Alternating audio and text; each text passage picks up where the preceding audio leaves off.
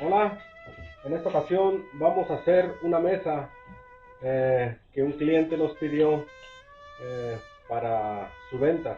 Entonces una mesa bastante grande. En la parte de abajo le vamos a meter estantes para su producto. En la parte de arriba de la cubierta le vamos a hacer como un tipo charola para que no se caiga su producto. Ya tenemos todo maquilado previamente, ya enchapado. Entonces ahorita lo que nos queda es armar. Vamos a ver cómo nos queda. ¿Ok?